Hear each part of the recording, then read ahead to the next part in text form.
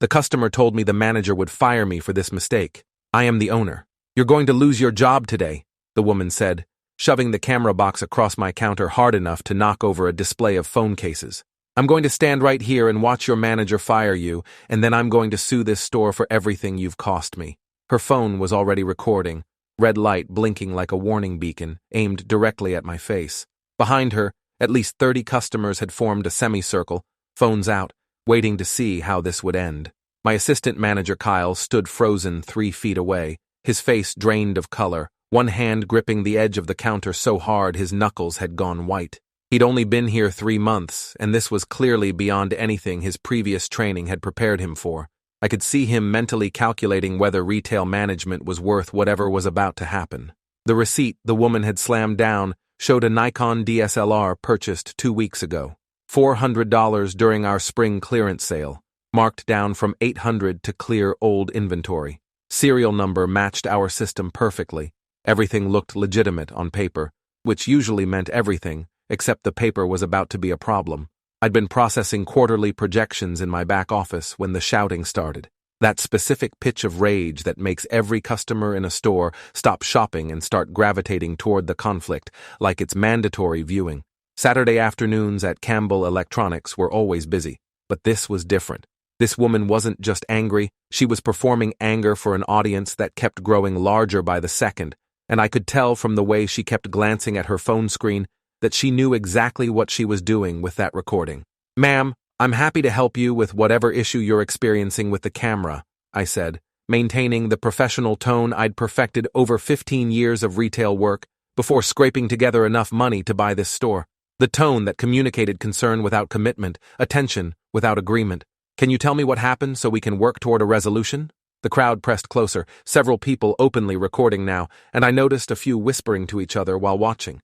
This was going to end up online regardless of how I handled it, which meant every word I said from this point forward would be analyzed and dissected by thousands of people who'd never worked a day in retail and had strong opinions about how it should be done. Kyle shifted nervously beside me, and I could practically hear him composing his resignation letter in his head. "What happened," the woman announced loudly enough for everyone in the store to hear, "is that your incompetent staff sold me defective merchandise, and now this employee is refusing to honor your return policy." She gestured dramatically at Kyle, who looked like he wanted to sink through the floor. "I bought this camera 2 weeks ago, and it was broken when I opened the box. Manufacturing defect. Clearly defective from the factory. And when I came in yesterday to return it, this employee accused me of damaging it myself. He was incredibly rude and dismissive, made me feel like a criminal for wanting a refund for a product that never worked properly." She was building her case carefully, I noticed, establishing herself as the reasonable victim of retail incompetence, getting her version of events on record before mine. The crowd murmured, several heads nodding in sympathy, and I saw someone in the back typing rapidly on their phone, probably live tweeting this entire confrontation. I reached for the camera box, but the woman pulled it back sharply. "Don't touch it. I know what you're trying to do. You're going to claim I damaged it further by letting you handle it. Everything needs to stay exactly as it is until the manager gets here to witness the condition." She clutched the box against her chest protectively, and something about that gesture made my internal warning system start screaming. In 15 years of retail management, I'd learned to read the micro-expressions and body language that separated legitimate complaints from calculated scams. The way she was protecting that camera box, the careful performance of her outrage, the preemptive accusations about me trying to manipulate evidence, all of it pointed toward someone who knew exactly what was actually in that box and didn't want me to see it yet. Not until she'd established her narrative firmly enough that facts wouldn't matter as much as the story.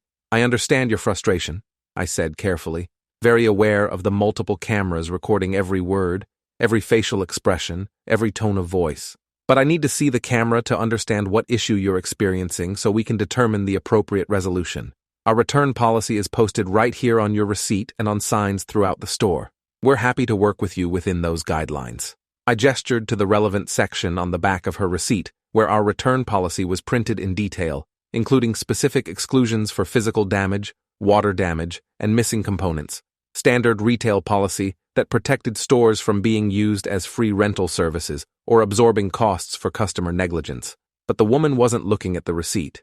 She was looking at the crowd, making sure they were still paying attention still recording, still building the documentation she clearly planned to use later. "I don't care about fine print and technicalities," she said, her voice rising to that pitch that makes every retail worker's stomach drop. "I know my rights as a consumer. You sold me a broken product, and you're legally obligated to refund my money. If you don't, I'm calling the police right now and reporting this store for fraud.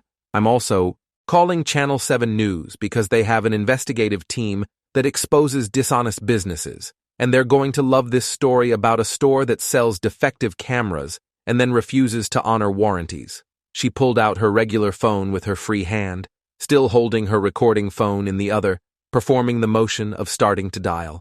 Several people in the crowd shifted uncomfortably, and I heard someone whisper that this seemed excessive for a return dispute. But others were nodding along, convinced they were witnessing corporate malfeasance, and I knew the video clips circulating online would be edited to support whichever narrative got the most engagement. Kyle leaned close and whispered, his breath smelling like the energy drink he'd been nursing all morning. "She was here yesterday yelling at Stephanie about this exact same camera. Stephanie refused the return because of damage, and the customer got so aggressive that Stephanie actually cried in the break room afterward. She tried calling you, but you were at that bank meeting about the expansion loan." The information hit me like cold water, recontextualizing everything I was seeing. This wasn't a first visit or an initial complaint. This woman had already been told no by one of my best employees, had been aggressive enough to reduce that employee to tears, and was now back with cameras rolling and a crowd gathered, trying again with a different staff member and a documented performance. She'd escalated her approach after the first refusal, which suggested she knew her case was weak and needed public pressure to succeed where policy would fail her.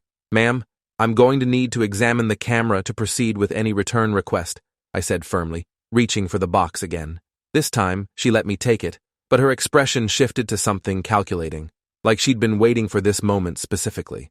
I set the box on the counter and opened it carefully while she held both phones up, recording from multiple angles.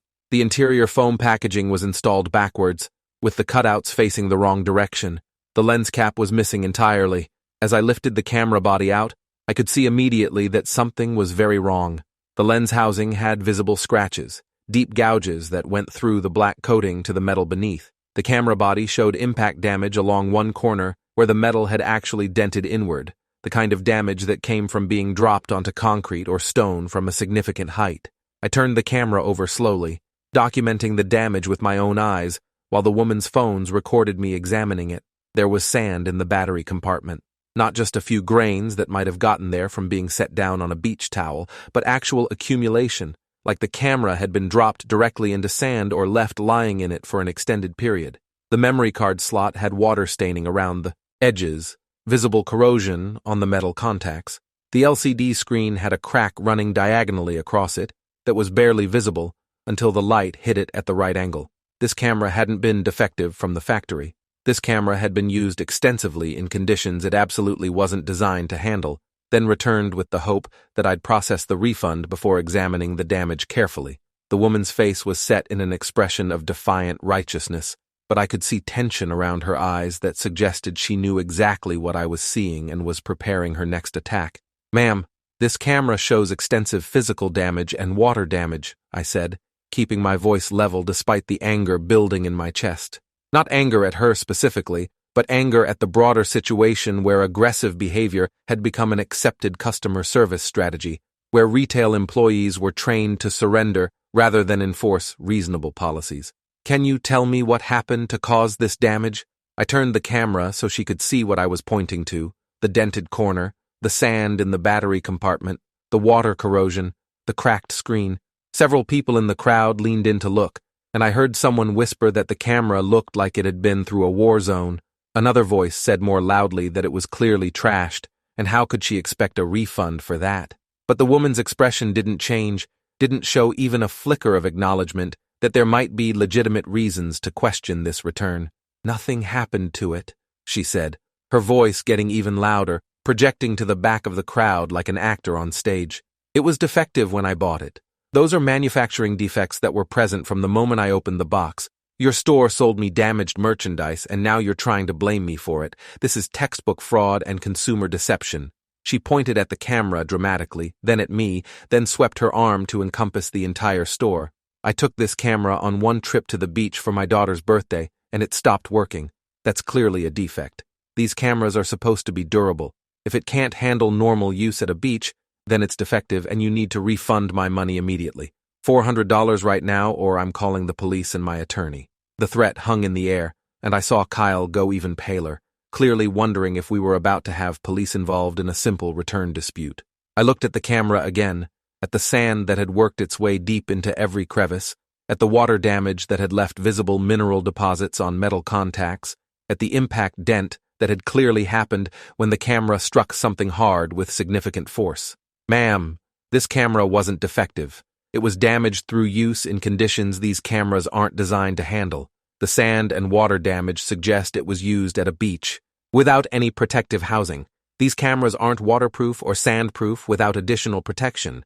The impact damage suggests it was dropped. Our return policy specifically excludes physical damage that occurs after purchase. I kept my tone educational rather than accusatory, but I could see from her expression that she'd already decided to interpret anything I said as an attack. She'd come here looking for a fight, had probably rehearsed this entire confrontation, and wasn't going to let facts interfere with her prepared performance. "You're calling me a liar?" Her voice hit a pitch that made several people in the crowd wince. "I'm telling you this camera was broken when I bought it, and you're standing here accusing me of damaging it? This is slander. This is defamation. I could sue you personally for what you're saying about me in front of all these witnesses." She gestured wildly at the crowd, several of whom were now recording her just as intently as they'd been recording me. "Get me your manager immediately because you clearly don't have the authority, the training, or frankly the intelligence to handle this situation properly. I want to speak to someone with actual decision-making power who understands customer service and consumer rights, someone who won't stand here insulting customers and making false accusations." I set the camera down carefully on the counter, positioning it where everyone could see the damage clearly, where all the recording phones could capture the evidence I was about to use. "I can get the manager for you," I said, maintaining that professional tone despite feeling my pulse start to quicken. "But I need to tell you that the manager is going to say the same thing I'm saying, because this isn't about authority or decision-making power. This is about policy that's clearly posted and applied consistently to everyone." I pointed again to the return policy printed on her receipt, then to the laminated sign hanging behind the counter that outlined the same policy in even more detail. Physical damage isn't covered. Water damage isn't covered. These exclusions protect the store from absorbing costs for damage that occurs during customer use, which is standard retail practice across the industry. "I don't care about your excuses or your policies," the woman said, her face now a deep crimson that suggested her blood pressure was approaching dangerous levels. "I know my rights, and you can't hide behind fine print when you've sold defective merchandise.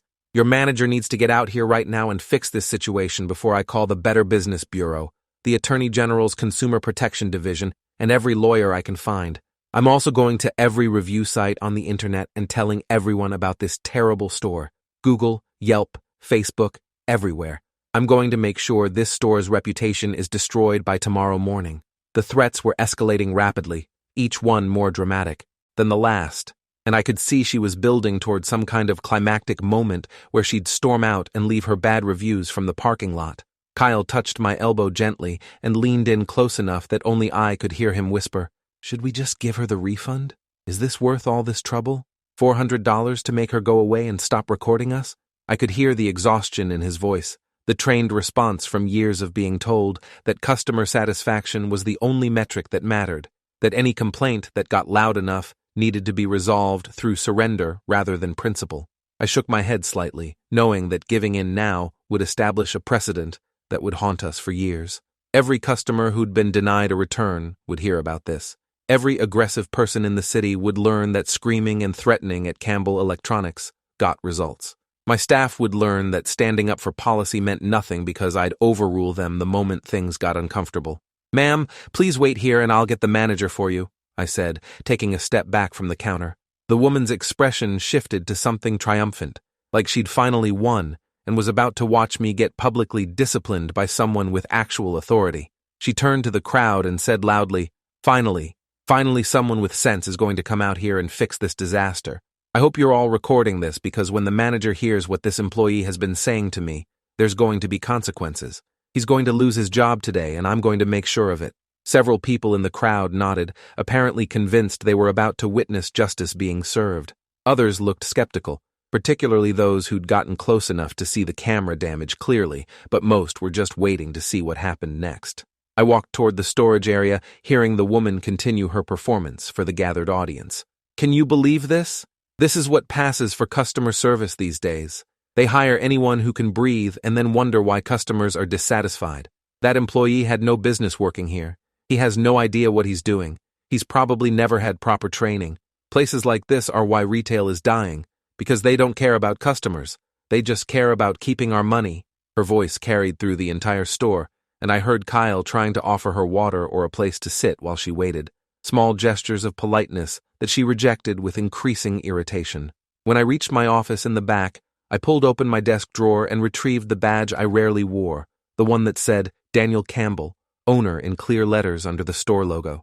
The badge was dusty from disuse, and I had to wipe it on my polo shirt before clipping it to my chest, where it would be clearly visible to everyone in the store. I could still hear the woman, ranting in the main area, her voice echoing off the walls as she told the crowd about how she was going to own this store when her lawsuit was finished, how we were all going to regret treating her so poorly, how tomorrow the news would be covering this story, and we'd all be unemployed.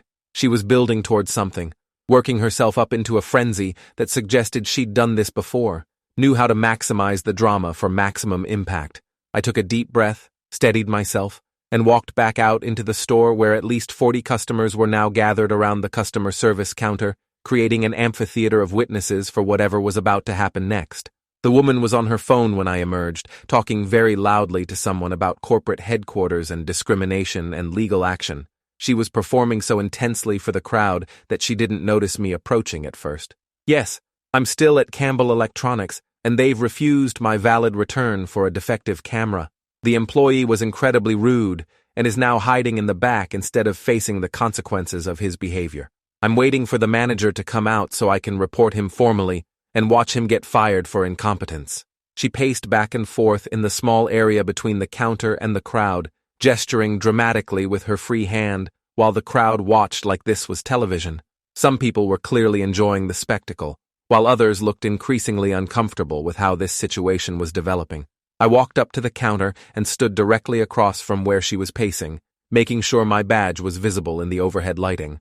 The badge I'd purchased 5 years ago when I signed the final paperwork, making me the owner of Campbell Electronics, ending my decade and a half of working for other people and finally giving me control over how a store should be run. The woman glanced at me while still talking on her phone, then did a double take as her eyes locked onto the badge clipped to my chest. Her face went through a rapid series of changes: shock, confusion, embarrassment, anger, then a desperate attempt to regain the confident expression she'd been wearing. The phone slipped in her hand, and I heard whoever was on the other end asking if she was still there. She said, "I'll call you back," in a voice that had lost most of its earlier volume and fury. "I'm the manager," I said clearly, making sure my voice carried to every corner of the crowd that had gathered to watch this situation unfold. "I'm also the owner of Campbell Electronics. I bought this store from a regional chain 5 years ago, and have operated it independently ever since. There is no corporate office to report anyone to.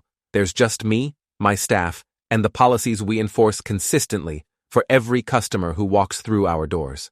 I gestured to the damaged camera sitting on the counter between us, visible to everyone watching. "I've personally examined your camera and reviewed your return request.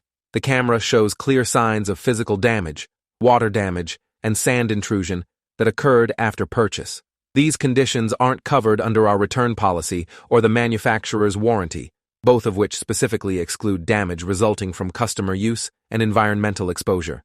The woman's mouth opened and closed several times without sound emerging, like she was trying to find words that would somehow restore her position but couldn't locate any. The crowd had gone completely silent, everyone watching to see how she'd respond to this revelation. Finally, she found her voice, though it had lost the commanding volume from earlier. "You're lying. You can't be the owner. You're too young to own a store like this. You were working the floor like a regular employee. Real owners don't do that. They sit in offices. This is some kind of trick to intimidate me." She looked around at the crowd as if seeking support, but most people were just staring at my badge, reading the clear text that identified me as the owner. Kyle made a small choking sound that might have been a suppressed laugh. I'm 32 years old and I've owned this store for 5 years, I said, keeping my voice level and professional, despite the surreal nature of having to justify my own business ownership to someone trying to defraud me. I bought it with money I saved working retail management for 15 years before that, starting as a stock clerk when I was 17 and working my way up through every position until I had enough experience and capital to buy my own store. I work the floor regularly because that's how I stay connected to customer needs, staff operations, and day-to-day store functions. I stock shelves, I process returns, I help customers find products, I do everything my employees do because that's what good management looks like. I paused, letting that sink in while watching her expression continue to evolve through stages of realization about how badly this had gone wrong for her. This is discrimination, the woman said suddenly, her voice rising again as she apparently found a new strategy to deploy. You're refusing my return because I'm a woman. I see how you treat me compared to male customers. This is gender discrimination and it's illegal. I'm going to sue you for civil rights violations and put you out of business. My husband is an attorney, and he's going to destroy you in court. We're going to own this store and everything you have when we're done with you. She pulled out her phone again, the one that had been recording, and held it up toward my face. I'm documenting this discrimination for the lawsuit. Everyone here is witnessing how you treat women customers differently than men. This is going to cost you everything. I pulled up our computer system on the register behind the counter, typing quickly to access customer records by phone number. Ma'am, according to our system, you've been a customer here for approximately 2 years. During that time, you've made 17 purchases and processed 4 returns. I turned the screen so she could see the transaction history displayed clearly. 3 of those 4 returns were approved immediately, without any issues whatsoever. You returned a laptop 3 months ago because you decided you didn't need it. We processed that return the same day. You returned a printer 5 months ago because it wasn't compatible with your computer system. We exchanged it for a different model immediately. You returned a set of wireless headphones 7 months ago because they didn't fit comfortably. We provided store credit without question. I paused and met her eyes directly across the counter. This is the first return we've declined in your entire customer history with us, I continued, keeping my voice steady and educational rather than accusatory. And it's specifically because the merchandise shows damage that clearly occurred after purchase and during use. That's not discrimination based on gender. That's policy being applied consistently based on the condition of returned merchandise. Every other time you've brought items back in resellable condition, we've processed your return immediately. The only variable that changed is that this time the camera is damaged beyond our return policy guidelines. The crowd murmured, and I saw several people nodding, apparently convinced by the documentation I'd just presented. Others were still recording, capturing this exchange for whatever use they planned to make of it, later on social media or in online reviews. The woman's face cycled through expressions rapidly, settling on outrage that had a desperate edge to it now. You're tracking my purchases? That's an invasion of privacy. You can't keep records of what I buy without my explicit permission. That's illegal. This is like surveillance. You're spying on customers and keeping files on us like we're criminals. She looked at the crowd again, seeking validation, but most people just looked confused by this new accusation. Someone in the back called out that every store keeps purchase records, and that's just how retail works. Another voice said, credit card companies track purchases too, and nobody considers that illegal. The woman ignored these comments and focused back on me with renewed intensity. I never consented to being tracked. This is a violation of my privacy rights, and I'm adding it to my lawsuit. Transaction records are standard retail practice and fully legal under both state and federal law, I said, my patience starting to wear thin despite my attempts to maintain professional composure. Every store you shop at maintains similar records for inventory management, tax purposes, warranty tracking, and customer service. It's how we can process returns without receipts sometimes, how we track popular products, how we manage manufacturer warranties that might extend beyond our return window. This isn't surveillance or spying. This is basic business record keeping that every retail establishment in the country practices.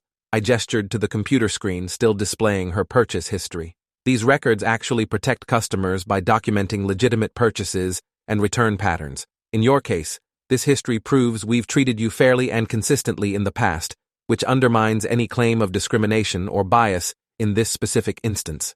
The crowd was getting restless now, the energy shifting from engaged observation to impatient frustration. Several people had started shopping again, apparently deciding this confrontation had peaked and wasn't going to deliver any more entertainment. Others were leaving entirely, walking out without making purchases, turned off by the drama that had dominated the store for the past 20 minutes. I noticed Kyle trying to redirect customers toward the registers, attempting to salvage sales from people who'd come in to shop and gotten caught up in someone else's conflict instead. The woman grabbed her camera and shoved it back into the box with aggressive movements that suggested she was preparing to leave, though I suspected this wasn't over yet.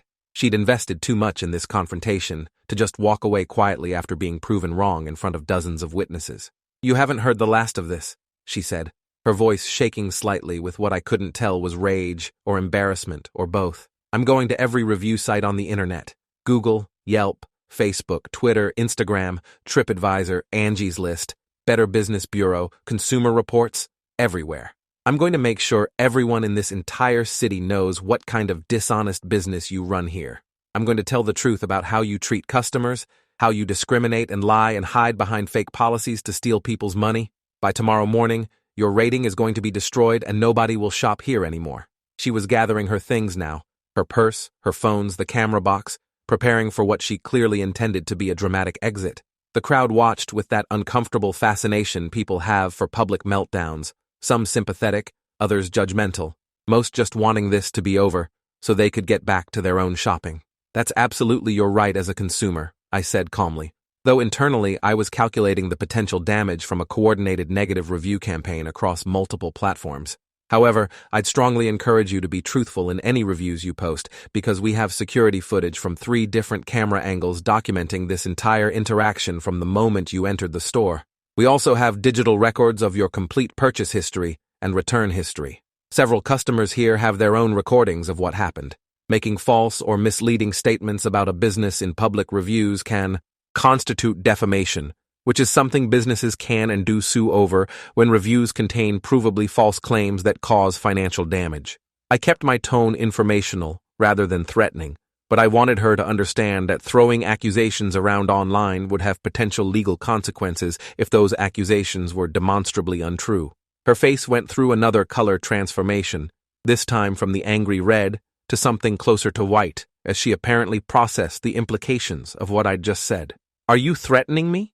Are you threatening a customer with lawsuits for leaving honest reviews?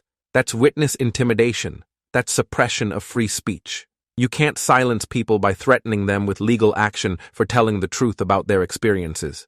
She pulled out her phone again and started recording me. "I'm documenting this threat right now. Everyone here heard you threaten to sue me for leaving reviews. That's illegal. You can't do that. This is going to be part of my lawsuit too. You just admitted in front of all these witnesses that you suppress negative reviews through legal threats." "I didn't threaten you," I said carefully, very aware that multiple cameras were recording this exchange and that my words would probably be analyzed by hundreds or thousands of people online within hours.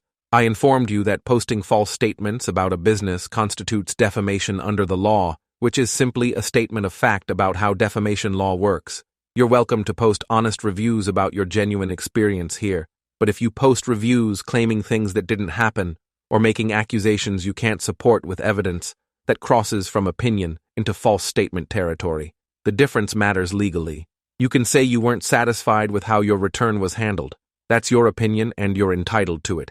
You cannot say I discriminated against you based on gender when the evidence clearly shows we've processed 3 previous returns for you without issue.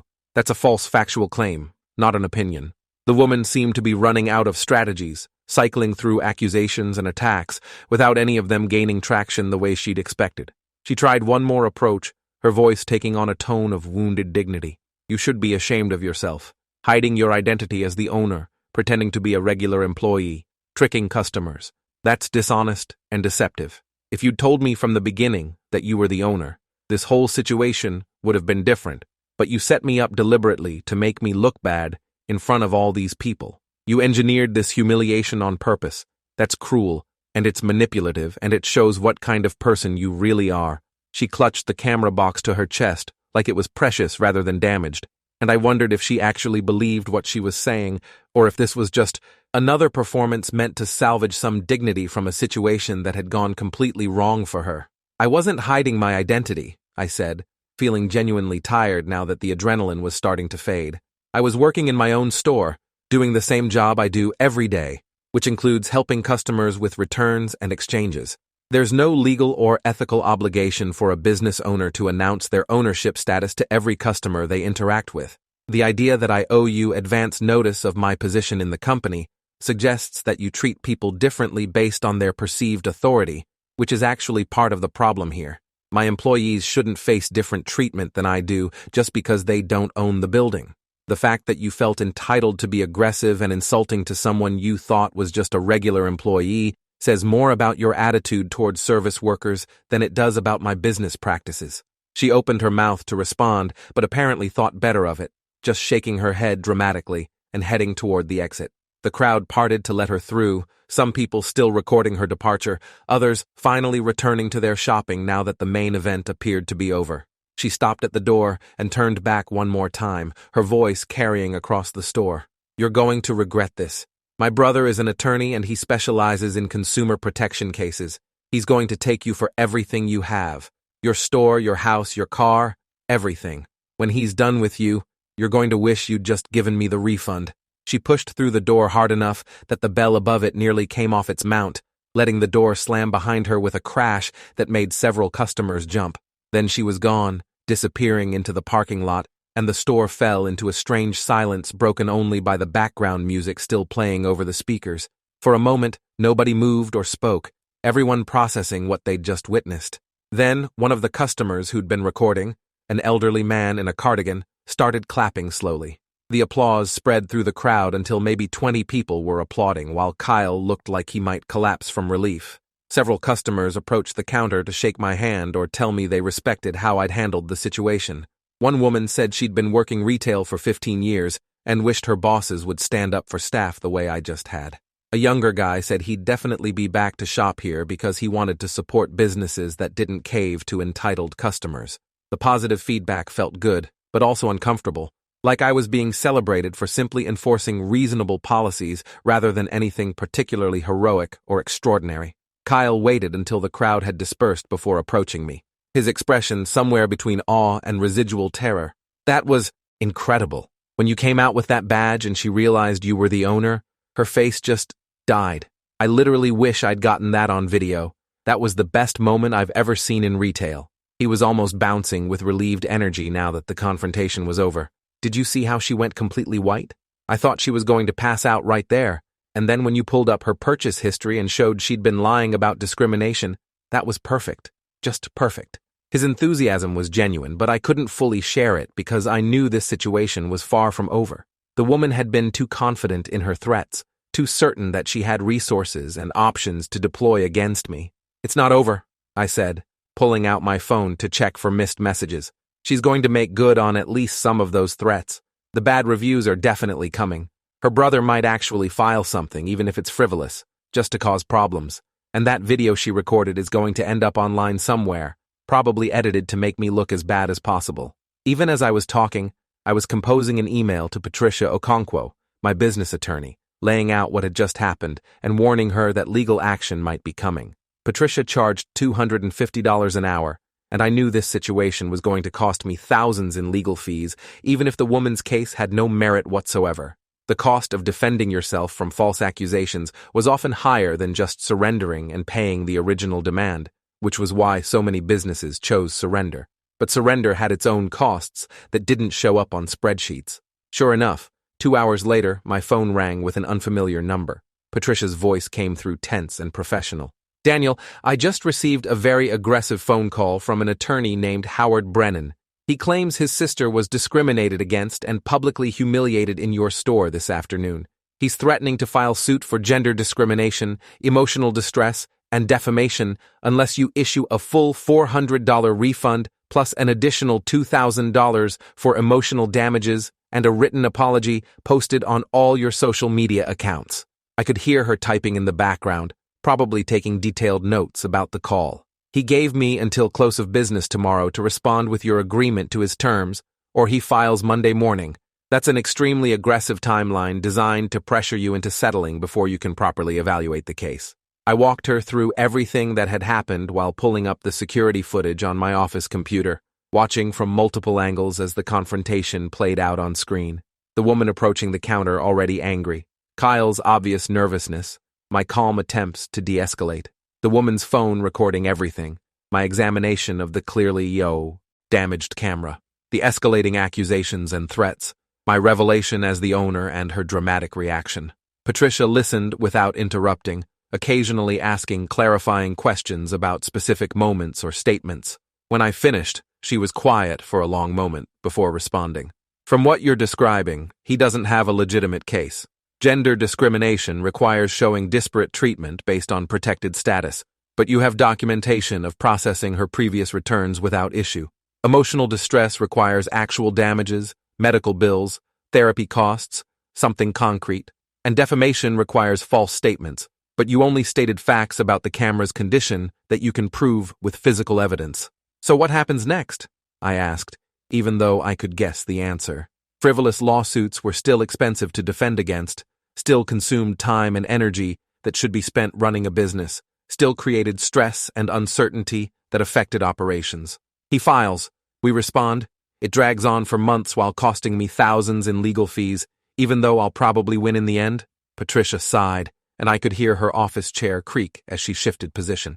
Most likely scenario is he makes noise, but doesn't actually file once he reviews the evidence.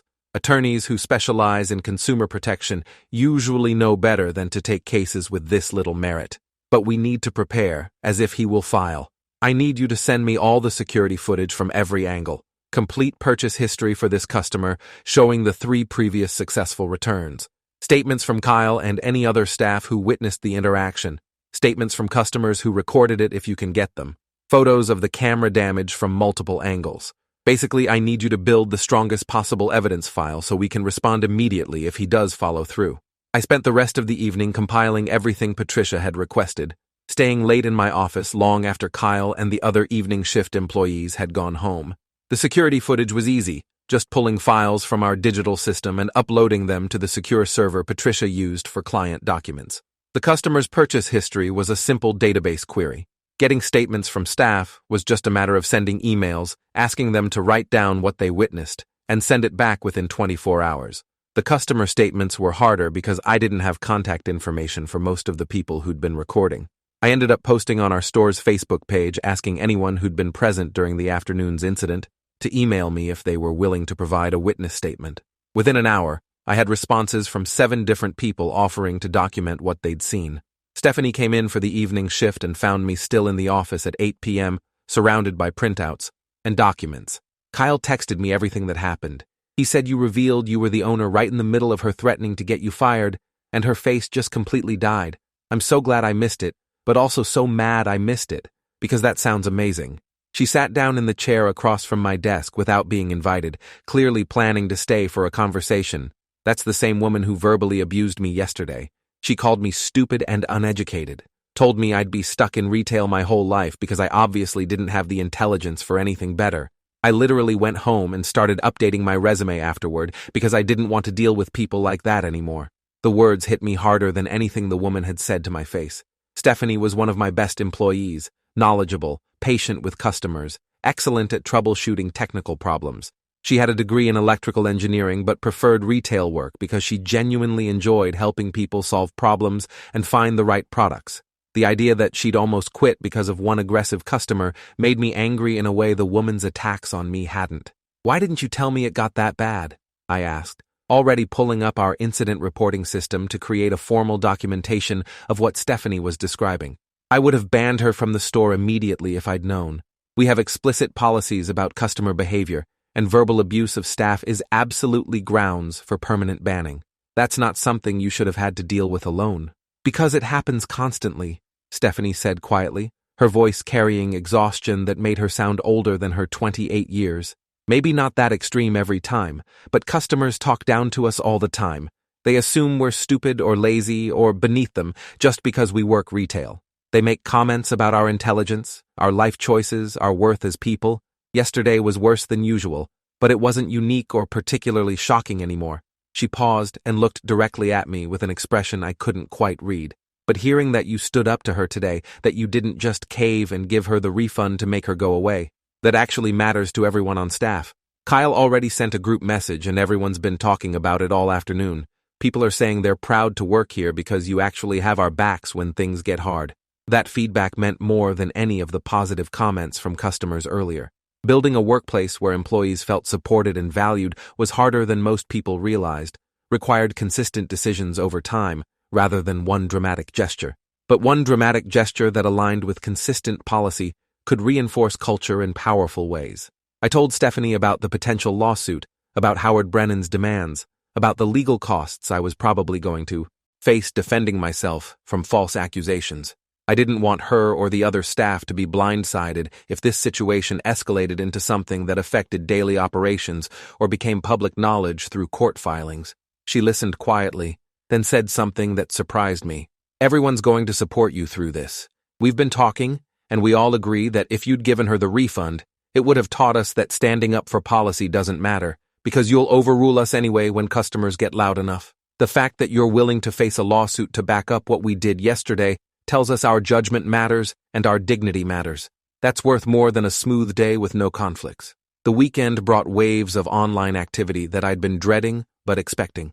The woman posted her edited recording to Facebook, Instagram, TikTok, and YouTube, each version with slightly different captions, but all framing the incident as customer abuse by an arrogant business owner who'd deliberately humiliated her. The videos went viral quickly, accumulating tens of thousands of views within the first 24 hours as people shared them with outraged comments about terrible customer service and business practices.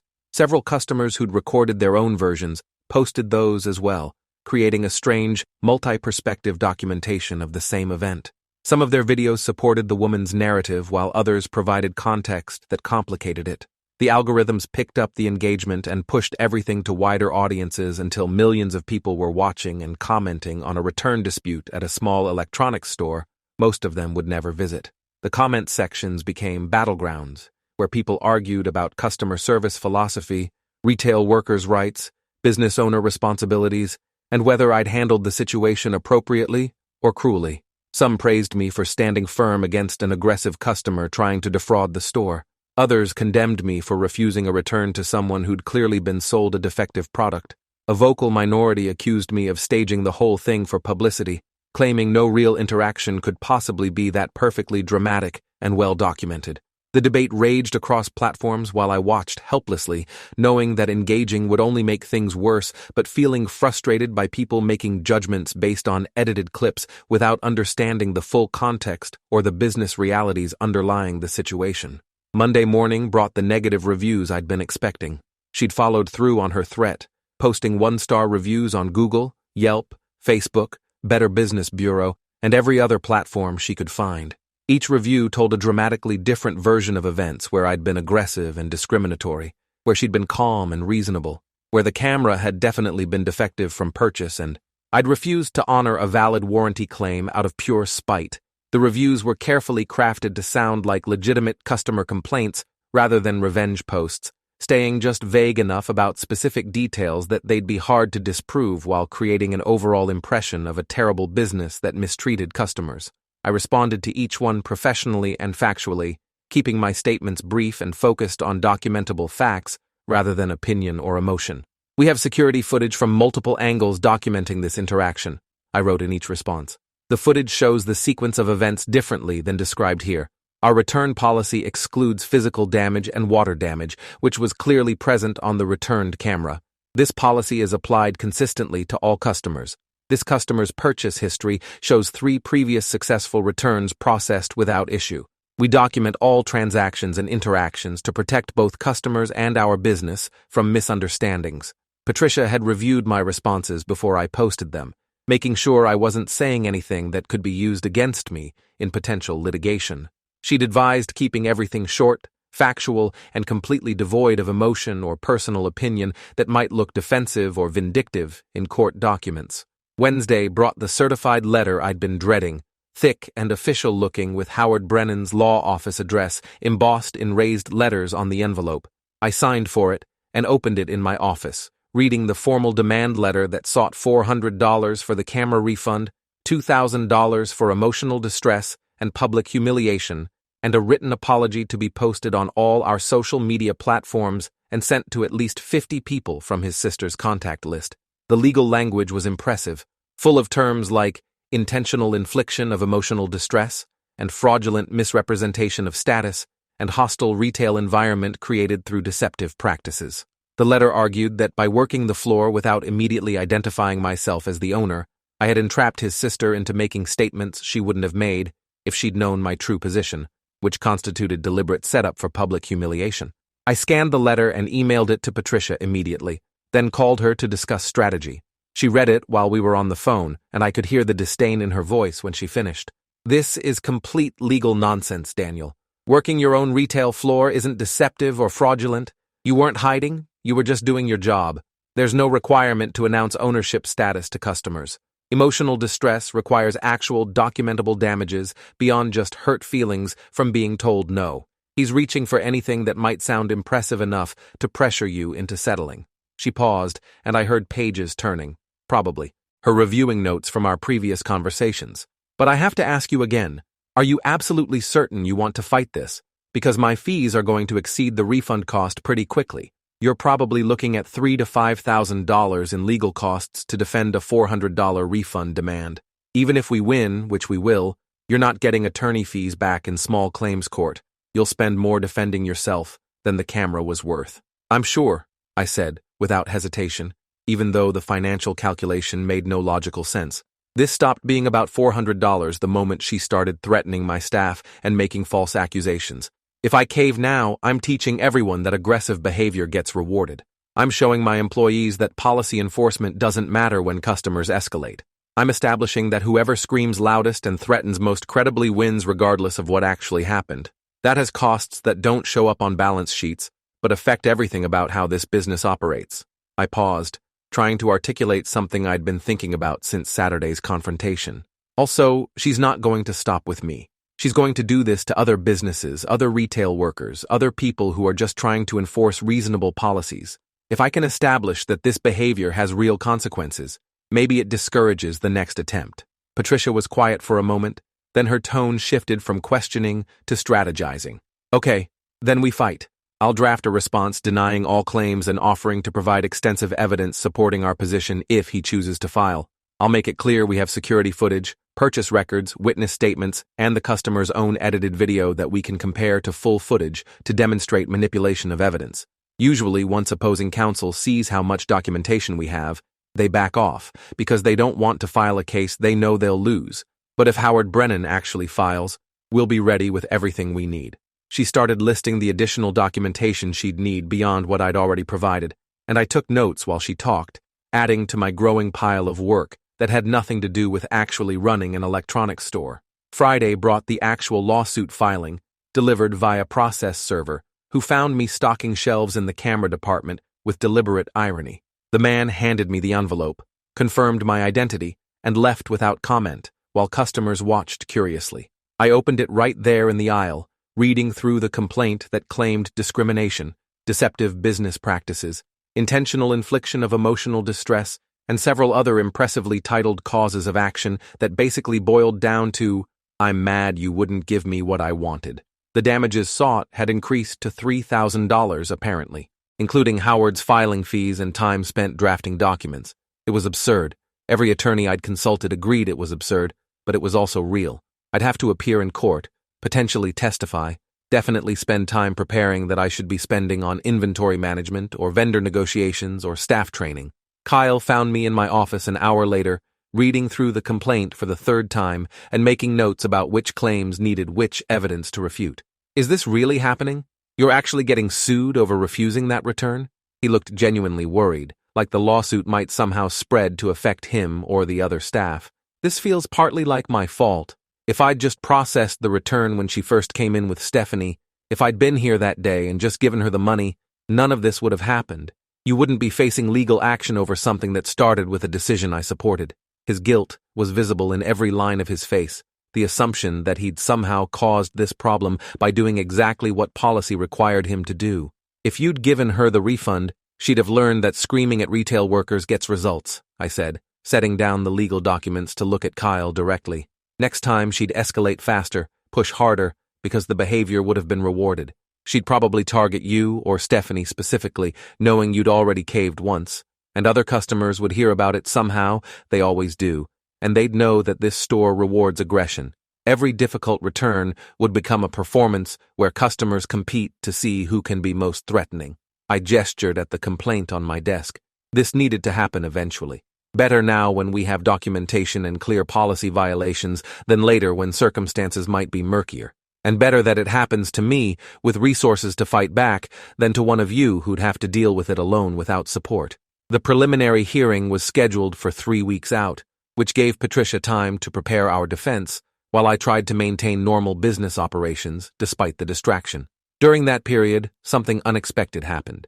Business increased substantially, jumping almost 30% above normal levels as people came in specifically because they'd seen the videos and wanted to support a small business owner standing up to an abusive customer. Several customers made a point of finding me to say they'd driven across town specifically to shop here because they respected how I'd handled the situation.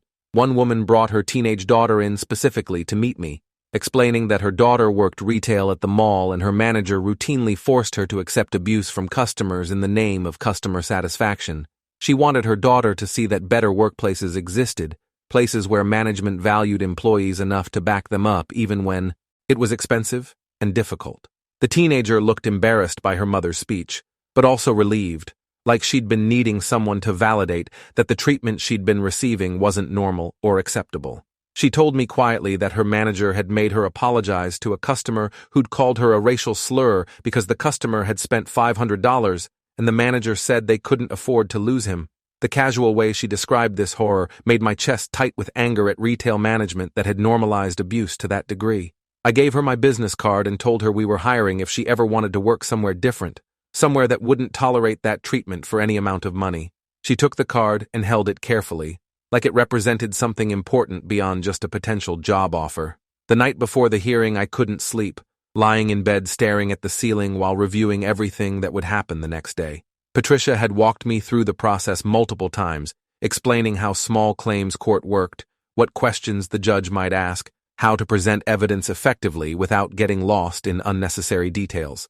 We had everything we needed: security footage from multiple angles showing the interaction from start to finish, the customer's edited video that we could compare to full footage to demonstrate manipulation, her complete purchase history showing 3 previous successful returns, written statements from Kyle, Stephanie, and 4 customers who'd witnessed everything, detailed photographs of the camera damage with expert analysis about how that damage occurred. The case was solid, Patricia assured me repeatedly, but court outcomes were never completely predictable, and I couldn't shake the anxiety about what might go wrong. At 4 a.m, I gave up on sleep entirely and drove to the store, letting myself in with my keys and turning on just enough lights to see. I walked through the aisles touching merchandise, straightening displays that didn't need straightening, organizing shelves that were already organized. The repetitive work was meditative, letting my mind settle into something approaching calm. This store represented everything I'd worked toward for 15 years, every sacrifice and calculated risk and delayed gratification that had led to being able to buy it 5 years ago. The idea that someone could threaten all of that over a damaged camera and hurt pride felt surreal, but also clarifying in a strange way. If I lost this case, if the judgment went against me, I'd appeal and keep fighting.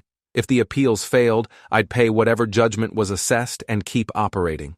The store would survive this, I would survive this, and maybe the whole experience would make me better at recognizing manipulation before it escalated to litigation. The small claims courtroom was less dramatic than I'd expected, more like a conference room than the impressive courtrooms you see on television. There was no jury box, no witness stand, no dramatic lighting or imposing judge's bench elevated high above the proceedings. Just a functional room with tables for the parties and a modest desk for the judge who would hear multiple cases in quick succession, spending maybe 15 minutes on each before rendering decisions. Judge Morrison presided over a packed docket, efficiently moving through disputes about security deposits and unpaid invoices and property damage claims. When our case was called around 10:30, the woman appeared with her brother Howard, both dressed conservatively in a way that seemed calculated to present her as a reasonable middle-class mom rather than the aggressive person I'd dealt with in my store. Howard presented their case first, speaking in that smooth, professional voice attorneys develop that makes everything sound both reasonable and authoritative simultaneously. He painted a picture of his sister as a victim who'd purchased a defective camera in good faith, then been humiliated by an owner who deliberately concealed his identity to trap her into making statements she wouldn't have made if she'd known his position.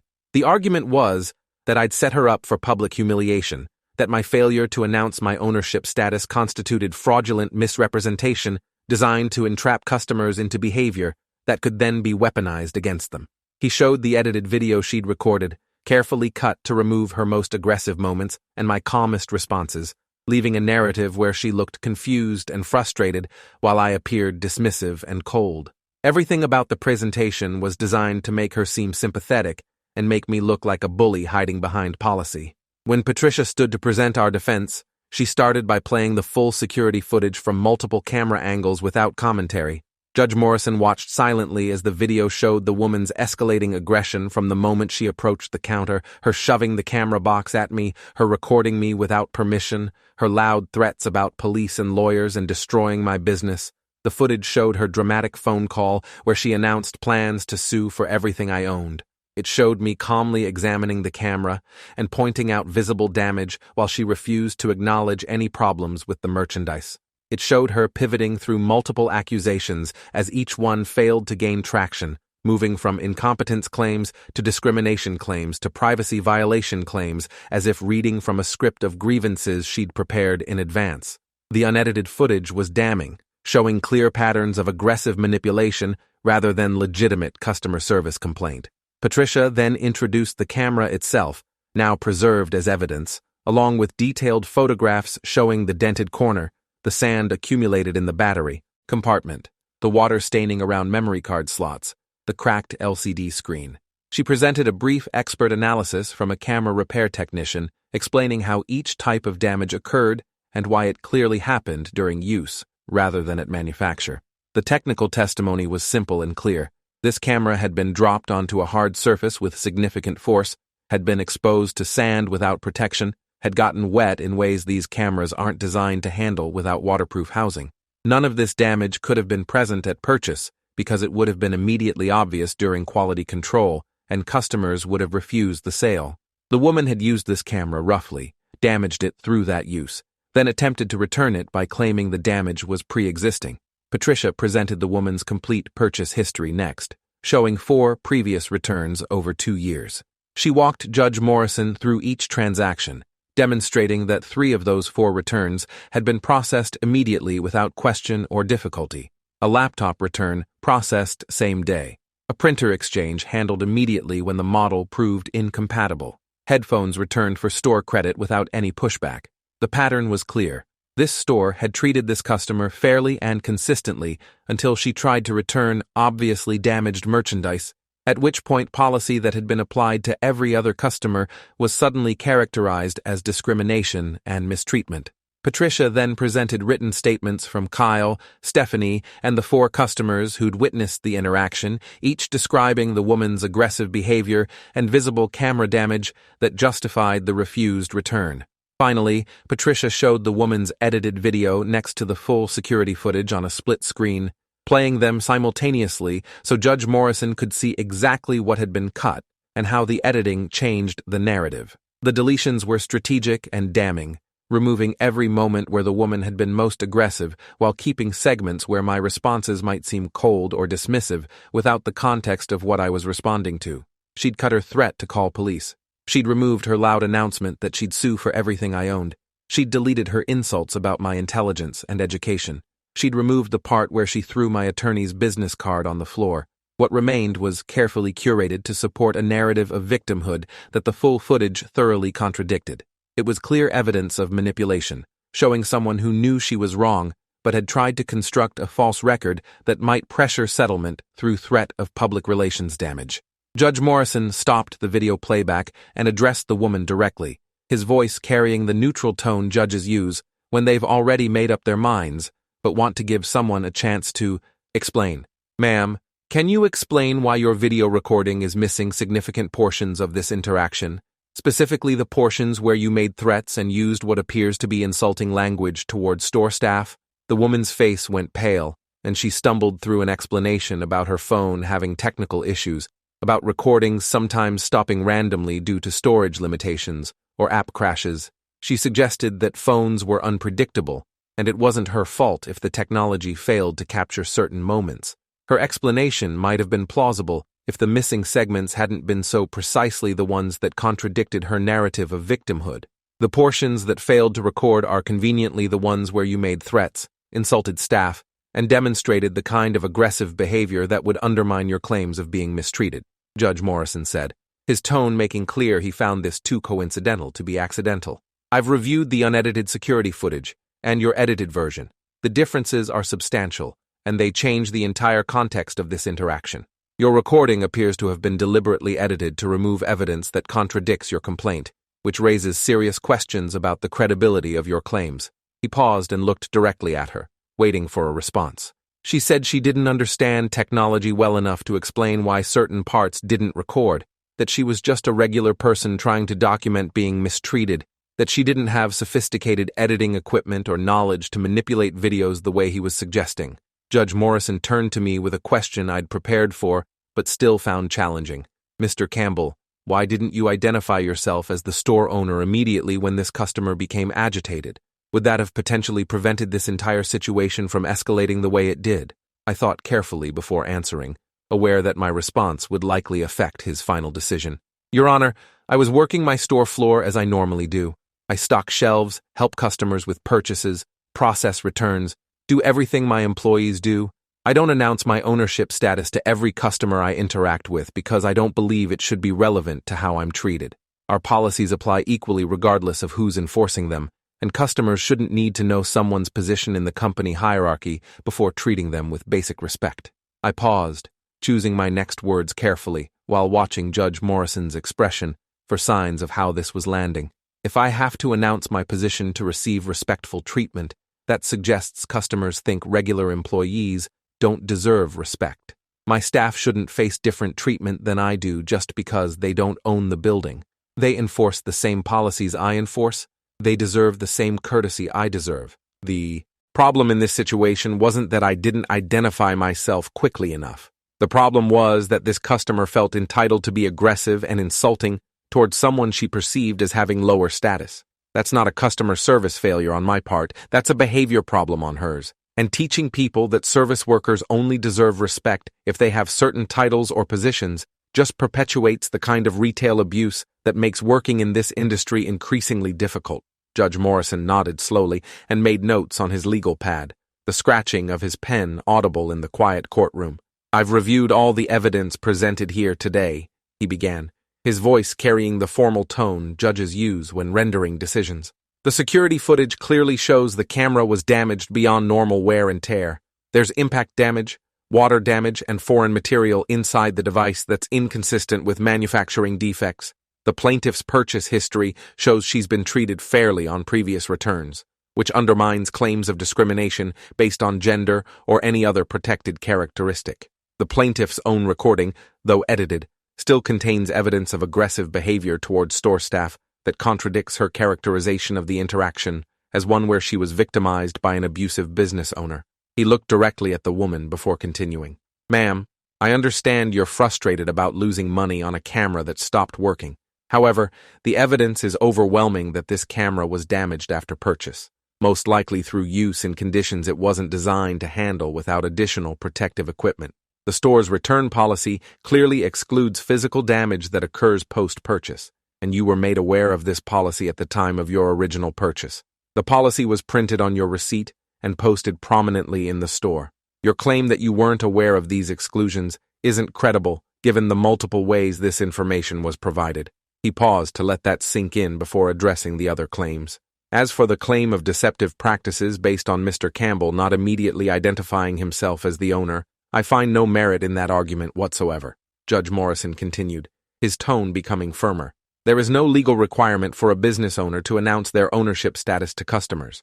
Mr. Campbell was working in his own store in his normal capacity, which is entirely appropriate and in fact commendable. The suggestion that this constitutes entrapment or fraudulent misrepresentation has no basis in law or common sense. Business owners are permitted to work in their businesses without wearing signs announcing their position. The claim of intentional infliction of emotional distress fails because refusing a return based on clearly stated policy does not constitute outrageous conduct, even if the refusal caused emotional upset, which I'm sure it did. That upset is a normal consequence of being told no rather than evidence of intentional cruelty. Judge Morrison looked down at his notes one more time before delivering his final ruling. This lawsuit is dismissed with prejudice, meaning it cannot be refiled. The plaintiff is ordered to pay the defendant's court costs in the amount of $320. I'm also ordering the plaintiff to remove all online reviews related to this incident within 30 days, as those reviews contain provably false statements that constitute defamation per se under state law.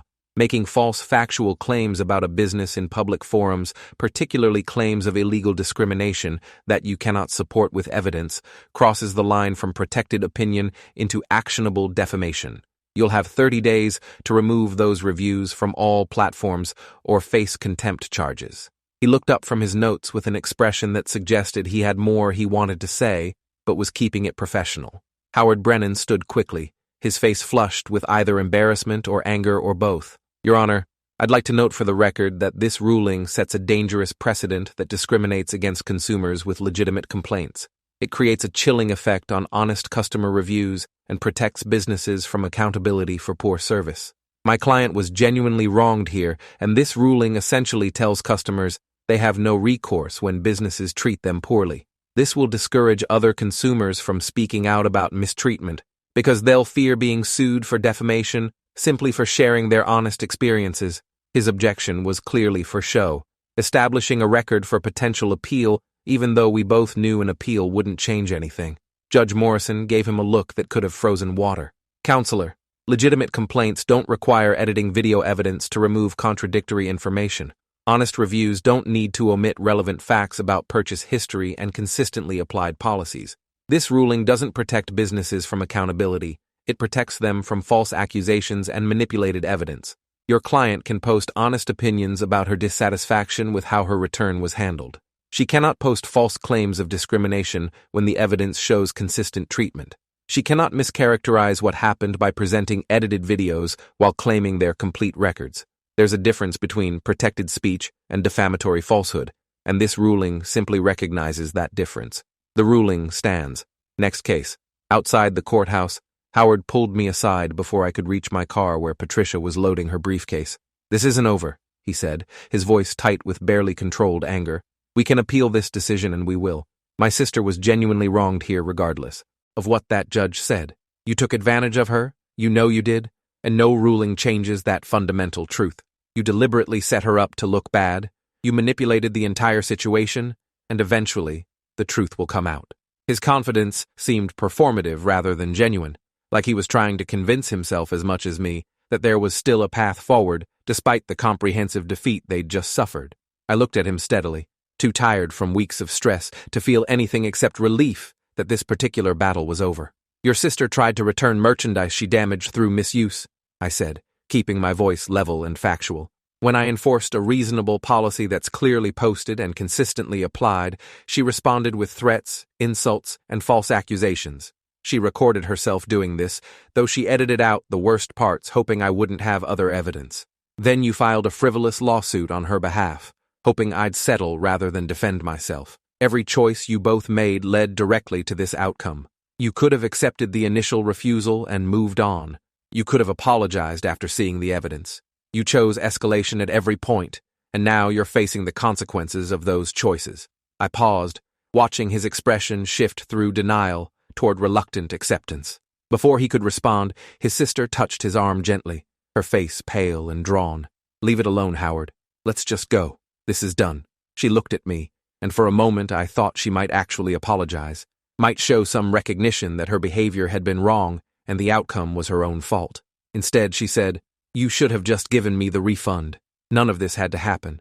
All of this conflict, all this stress, all these legal fees, over $400. You're so stubborn you couldn't just make a customer happy and avoid all this trouble." Her tone suggested she genuinely believed this, that in her worldview, I was the problem for not surrendering to her demands, rather than her being the problem for making unreasonable demands, backed by aggressive behavior and false accusations. They walked away toward the parking lot, and I stood there processing how some people never quite grasp accountability. never understand that their actions have consequences, never recognize their own role in creating the situations they complain about. Patricia joined me, carrying her briefcase and looking satisfied with how the hearing had gone. That went better than I expected, though I expected us to win. Judge Morrison saw through their case immediately and wasn't interested in entertaining frivolous arguments. You won't hear from them again, and if they do try to appeal, despite his clear ruling, it'll be thrown out at the first review. Appeals courts don't overturn decisions that are this well supported by evidence. You're done with this situation. She was right about that. The 30-day deadline for removing her reviews came and went without any action from Howard or his sister, and I never heard from either of them again. The viral videos eventually faded from active circulation on social media, though they still popped up occasionally when people searched for retail conflict stories or examples of difficult customers getting called out. More important than the video's reach or the lawsuit's outcome were the changes at my store that emerged from this experience. I implemented explicit policies protecting staff from customer abuse, including clear authority to refuse service to anyone who became aggressive, threatening, or verbally abusive. The updated employee handbook now stated directly that verbal abuse, threats, intimidation, or discrimination toward any staff member would result in immediate removal from the store and permanent ban from returning. No exceptions. No second chances, regardless of how much money someone spent or how long they'd been a customer. I held mandatory training sessions on de-escalation techniques for situations where customers became upset, but also on recognizing when de-escalation wasn't appropriate or safe. We role-played scenarios where employees practiced setting boundaries firmly while remaining professional, and practiced calling for management support when situations exceeded their comfort level or authority.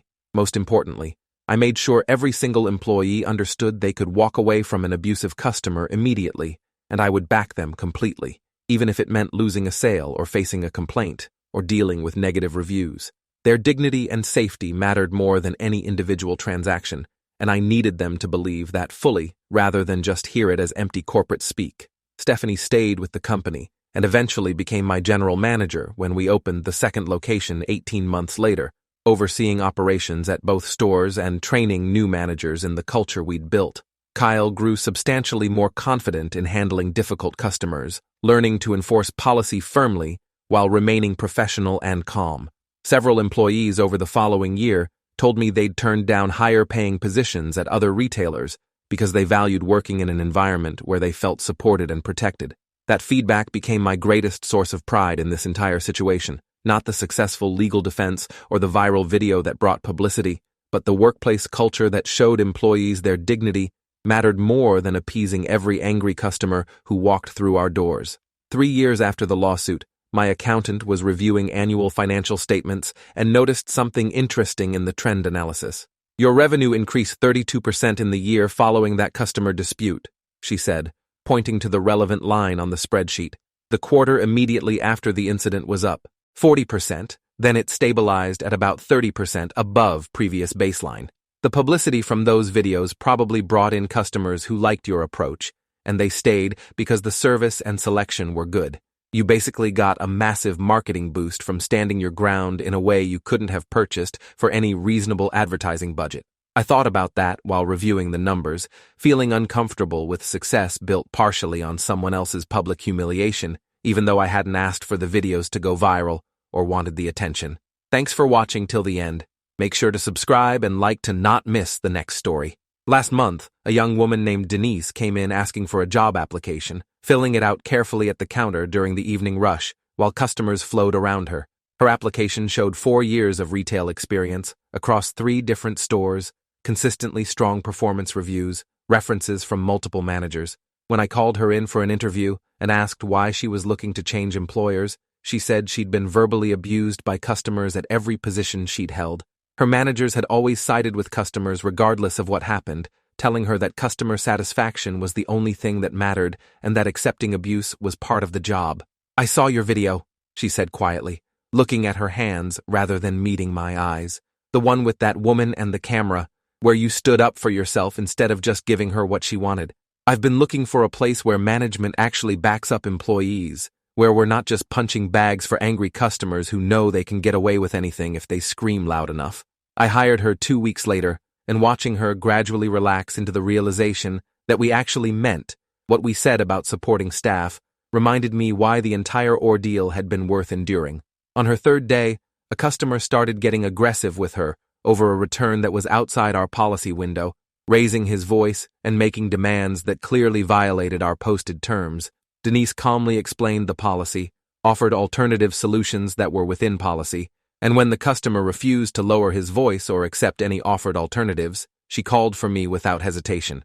I backed her decision completely, escorting the customer out when he refused to modify his behavior after being asked twice. As he left, he shouted that he'd never shop here again and would tell everyone he knew to avoid us. Denise looked worried afterward, like maybe she'd cost the store a valuable customer and would face consequences for that. I told her the truth that I'd learned through expensive experience. We were better off without customers who thought screaming was an acceptable negotiation tactic. Customers who respected staff and followed reasonable policies were worth infinitely more than high-spending customers who created toxic environments through aggressive behavior. Her relief was visible and immediate, shoulders dropping from the tense position they'd held since the confrontation. Sometimes standing firm costs something in the short term, lost sales or negative reviews or even lawsuits from people who feel entitled to different treatment. But the alternative costs more in ways that don't show up as line items on financial statements. Employee turnover, damaged morale, toxic workplace culture, these have real costs that affect operations even if they're harder to quantify than quarterly revenue. Building a place where people felt respected and supported, that was worth defending even when it meant facing lawsuits and public attacks, and customers who promised to destroy my reputation. The woman with the camera probably never understood that lesson, probably still believes she was wronged, and I was the villain in a story where she was the victim. But my staff understood it. My regular customers understood it. And that mattered more than changing the mind of someone determined to see themselves as victimized rather than accountable.